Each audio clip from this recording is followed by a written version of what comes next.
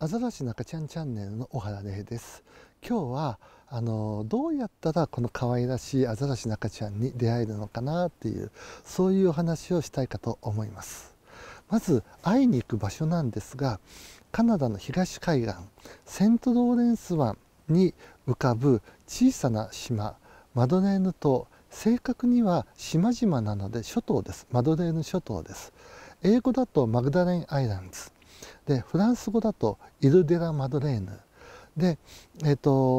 空港名はこのフランス語のイル・デ・ラ・マドレーヌの方ですので、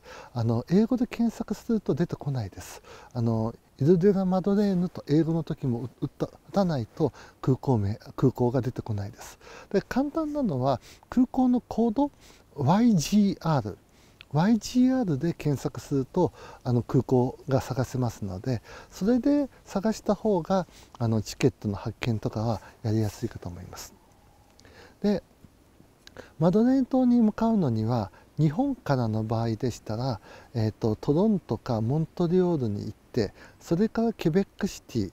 で、ケベックシティからマドレーヌ島の行きの飛行機に乗って、で途中ガスペに寄ります。でそしてガスペからマドレーヌ島という形で行くかと思います。道中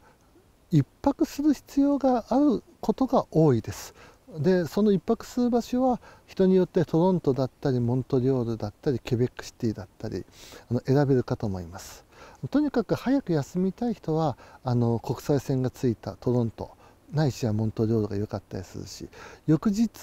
少しでも遅くまで寝ていたい人はケベックシティまで行っておくのがいいかもしれません。はい、でまたは行きに観光を入れようと思ってケベックシティの旧市街を見たいとかいうことを考える人もいるかもしれません。で、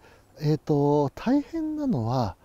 このマドレーヌ島に着くまでの道中でして、でどういうことかというと、冬のカナダはフライトキャンセル、欠航が結構頻繁に発生します。でそうした時にどうしたらいいのどうしたらいいのってことになりかねない。でそれがまた乗り換えがありますからね。あとでその乗り換えの問題、そういうのが怖い人は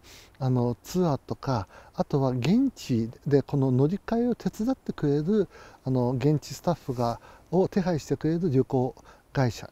とかを使うといいかなと思います。で個人でそれ対応できる人はもう自分で発見して来ればいいんじゃないかなと思います。で空港に着きます。これはマドレーヌ島の空港です。ちっちゃな空港です。でちっちゃな飛行機でもうこの飛行機に乗ること自体で本当世界の果てまで行くみたいな感じかなと思います。で降り立つとなんかとんでもない遠くまで来たなみたいな感じになるんですけども、でもすごく安心できるのが、空港の中に入った時にもうホテルの日本人スタッフがいます。アザラシウォッチングを主催しているのはホテルアクセントグループのシャトー・マドリーノっていうホテルの方なんですけれども、でそこの日本人スタッフが空港に迎えに来てくれています。でもうだからあとは例えば荷物がつかなかった時なんかでもすぐその場で対応してくれますし、荷物の破損とかいうような場合にも対応できるスタッフがいますので安心してください。で空港からホテルまではその送迎がパッケージの中に含まれています。でアザラシウォッチングはこのシャトー・マドリーノが出しているアザラシパッケージで参加するのが一番いいです。送迎とか、あとは島内観光とか全部込みになってますけれども、で、ホテルの中庭からこうやってヘリコプターで流氷に向かって飛んできます。ほとんどの人がヘリコプターに乗るのも初めてじゃないかなと思います。でヘリコプターはすぐ島の上を飛んでいき、島とても綺麗です。カラフルな街並みが上から見えて、ですぐに流氷原の上を飛んできます。本当広大な世界で、これを上から見るだけで十分価値はあるんじゃないかなと思います。はい、でだいたい15分から30分ぐらい、最近は30分のことが多いかな、でアザラシの赤ちゃんがいる流氷源に着きます。で流氷について少し歩くと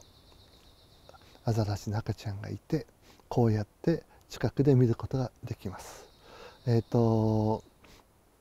アザラシの赤ちゃん、いくつか動画出てますけれども、こっちから寄ってくのはあまりいい考えじゃないです。寝っ転がってゴロンゴロンしてると向こうが寄ってきてくれます。そうすると目の前まで赤ちゃん来てくれますので、いい写真が撮れます。で私のこの記念写真なんですけど、どうやって撮るかっていうと、赤ちゃんが寝ていたらちょっと横に自分も寝っ転がって、ゴロリンゴロリンゴロリンとこうやってくるわけなんですね。立ち上がっていっちゃダメです。ゴロリンゴロリンゴロリンと横になってくると近くに行くことができるわけです。それで写真撮ってもらったのがこの写真です。とっても可愛いです。でこの体験は本当忘れられない。だって私当時30年前最初に来た時にはバリバリの報道カメラマンだったんですが、それがもう動物カメラマンになろうと決めたぐらいに、自分の中でこの旅は大きな旅でした。